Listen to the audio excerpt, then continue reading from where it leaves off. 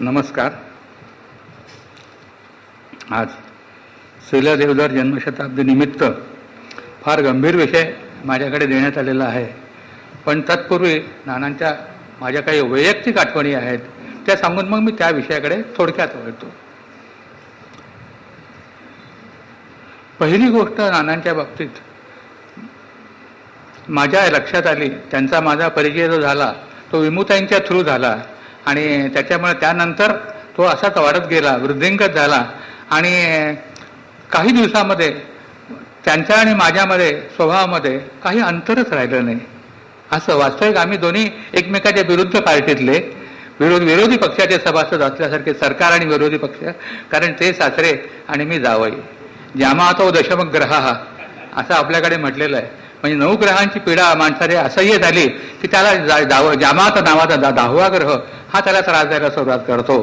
असं पण माझ्या बाबतीत नानांच्या स्वभावामुळे, मनमोकळ्या स्वभावामुळे असं झालं की जावई माझा भला आणि सासराही माझा भला, अशी आमच्या दोघांची अवस्था झाली. कारण ते इतके मनमोकळे, इतके चांगले आणि इतके सुटसुटीत याच्यामध्ये असायचे, बोलण्याच्या याच्यात असायचे की काही कालावधीत त्यांच्या आणि माझ्या बोलण्याच्या ह्याच्यामध्ये कुठे अंतर असं राहिलंच नाही. आपण सासऱ्यांच्या बरोबर काही गंभीर व्यक्तिमत्वाबरोबर पुढच्या पिढीशी काहीतरी बोलतोय असं त्याच्यात मला कधी भानच त्यांच्याबरोबर बोलताना राहिलं नाही. कारण त्यांचा मूळ त्याचं कारण म्हणजे त्यांचा विनोदी स्वभाव. इतका खुसखुशीतपणे ते कुठल्याही विषयावर बोलायचे की ते ताबडतोब समोरच्या माणसाला आपलंसं करून घ्यायचे. उदाहरणार्थ, ज्या माझ्या लग्नातून त्यांचा माझा संबंध निर्माण झाला त्याच्याशी 2 मिनिटांमध्ये थोडक्यात हकीकत सांगतो की माझं प्रेम लग्न, म्हणजे ज्याला आपण लव्ह मॅरेज म्हणतो असं. त्यामुळे सर्वसाधारण अशी अपेक्षा असते की लव्ह मॅरेज म्हटल्यानंतर कुठेही देणं घेणं वगैरे हा प्रकार सासऱ्यांच्या संमतीप्रमाणे, सासऱ्यांची जशी हे असेल परिस्थिती असेल त्याप्रमाणे व्हावा. पण नानांचा इतका कमालीचा भिडस्त स्वभाव होता की त्याने आयुष्यात कधी कुणाला दुसऱ्याच्या विरुद्ध कधी काही त्यांनी सुद्धा उच्चार काढलेला नाही याच्यामध्ये. आणि त्याचं उदाहरण म्हणजे नाना जेव्हा रिटायर व्हायची पाळी आली, 1 वर्ष उरलं होतं, तेव्हा त्यांना डॉक्टरने सांगितलं की तुम्ही आता तुमची शरीर प्रकृती चांगली मला वाटत नाही, तर तुम्ही 1 वर्ष अगोदरच रिटायर व्हा. तर त्यांनी कधीही त्या डॉक्टरला असं सांगितलं नाही की माझ्या मुलीचं लग्न व्हायचं आहे किंवा माझ्यावर मुलांची ही जबाबदारी आहे, शिक्षणं व्हायची आहेत, तर मला तुम्ही 1 वर्षाचं कसंही कोण एक्सटेन्शन द्या. ते असं काही न म्हणता ते म्हणाले बरं, आणि त्याप्रमाणे ते रिटायर झाले. तेव्हा तिथे आर्थिक नुकसान त्यांचं 1 वर्षाच्या पगाराचं झालं तरी सुद्धा त्यांनी भिडस्त स्वभाव तिथे सोडला नाही त्याच्यामध्ये. नंतर दुसरी गोष्ट म्हणजे त्यांची पत्नी विमुताईंची आई जेव्हा आजारी होती त्यावेळेला सगळं घरचं काम हे विमुताईंना सांभाळायला लागायचं, म्हणजे माझ्या पत्नीला सांभाळायला लागायचं. आणि त्याच्यानंतर त्यांना काहीतरी गंभीर आजार झाल्यामुळे नाना दर 3 महिन्यांनी माझ्याकडे यायचे आणि मला सांगायचे, भोसेकर असं झालेलं आहे, माझ्या पत्नीची तब्येत काही सुधरत नाही अजून, तर 3 महिने आपण तुमचं लग्न पुढे ढकलूया. अचूकता नाही, असं एका सरळ शब्दात मला सांगता आलं असं की माझ्या पत्नीची तब्येत बरी झाल्याखेरीज तुमचं लग्न मला करता येणार नाही, नंतर आपण त्याचा विचार करू, असं ते म्हणू शकले असते. पण तसं न म्हणता त्यांनी इतक्या सौम्य शब्दात मला सांगितले की 3 महिने आपण पुढे ढकलूया. असं करत 3 वर्ष जेव्हा गेली तर मला खरंच प्रश्न पडला की माझं लग्न या जन्मी आता होणार आहे का नाही होणार आहे. मी त्याला सांगणार होतो की ना मी रिटायर व्हायच्यात तरी माझं लग्न करा हो, पण नाहीतर पुढे मुलगा वगैरे त्रास होईल म्हणून तुम्ही तेवढं करून टाका. पण 3 वर्षानंतर सुदैवाने त्यांच्या मिसेसची तब्येत बरी झाली आणि आमचं दोघांचं लग्न झालं. अस्तिक आमच्या घराण्यामध्येच प्रेम लग्नाचा वारसा आहे, कारण माझ्या वडिलांचंही लव्ह मॅरेज झालं होतं, त्यानंतर माझंही लव्ह मॅरेज झालेलं आहे आणि त्याच्यानंतर माझ्या 3ही मुलांनी लव्ह मॅरेजच केलेलं असल्यामुळे आमच्याकडे परंपरेने घराण्याचा वारसा चालवावा तशी आमच्याकडे ती लव्ह मॅरेजची पद्धत आहे. त्यामुळे आमच्या घराण्यात मला वाटतं पुढच्या पिढीला लव्ह मॅरेजशिवाय लग्न अलाउडच नाही आहे अशी कंडिशन होणार. की सामाजिक कार्याची करण्याची प्रेरणा तुम्हाला कशी झाली, तर त्याच्यावर त्यांनी मला छान सांगितलं होतं. ते मला म्हणाले होते, हे बघा भोसेकर जावई बापू, जेव्हा मुलगा जन्माला येतो ना तेव्हा तो पहिल्यांदा जगात जो श्वास घेतो त्या श्वासामुळे तो जगाचं समाजाचं ऋण लागतो आणि ते ऋण त्यांनी जन्मभर समाजावर उपकार करून फेडायचं असतं. तेव्हा त्याच्यानंतर तसंच त्याच्यामध्ये दुसरा एक मुद्दा असा होता की आपल्याला आपल्या शास्त्रामध्ये 3 ऋणं मानलेली आहेत, एक देवऋण, पितृऋण आणि ऋषींचं ऋण. तर पितृऋण जे आहे ते आपल्याला अपत्य झालं की ते पितृऋण तुटतं किंवा पिटतं. त्याच्यानंतर आपल्याला ज्ञानप्राप्ती झाली की त्याच्यानंतर ते ऋषींचं ऋण जे आहे ते फिटतं. पण ते केव्हा फिटतं? ते फिटल्यानंतर जर आपल्याला झालेली ज्ञानप्राप्ती आपण इतरांच्यापर्यंत जर पोचू शकलो आणि ती विनामूल्य रीतीने पोचू शकलो तर ते ऋण फिटतं. आणि तिसरं जे ऋण आहे देवऋण, ते ईश्वराची भक्ती करून माणसाने फेडायचं असतं.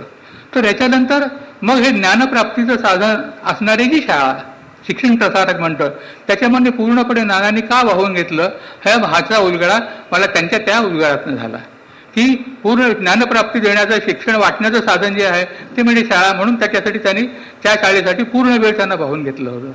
तर त्याच्यानंतर दुसरी गोष्ट सांगायची म्हणजे त्या संदर्भामध्ये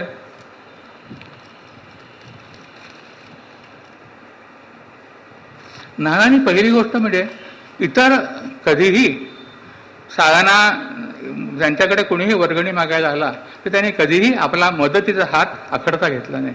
अगदी आपल्याला कल्पना येणार नाही याच्यापेक्षा त्या कल्पनेपेक्षा त्या मदत मिळणाऱ्या माणसाच्या कल्पनेपेक्षा ते त्याने जास्त मदत करायचे.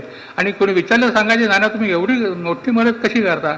ते म्हणायचे, हे बघा, आपण काही लावून शारीरिक कष्ट करून कार्य करू शकत नाही, तर आपल्याकडे जो पैसा आहे तो तरी कमसे कम आपण त्यांच्या अपेक्षेप्रमाणे किंवा त्यांना ज्याचं हे असेल तो तरी आपण त्यांना द्यावा, म्हणजे त्यांचं कार्य व्यवस्थित चालू शकेल. तर पैशाच्या रूपाने आपल्याला नाही जमलं तर शारीरिक रूपाने त्या माणसं काम करत असतात.